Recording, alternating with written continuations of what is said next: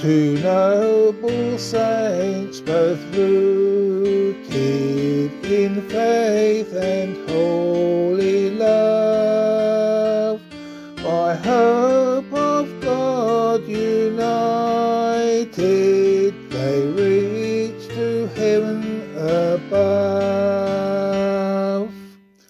One on a cross is martyred, one by the sword is slain, both triumph in their dying, both glorious sainthood gain.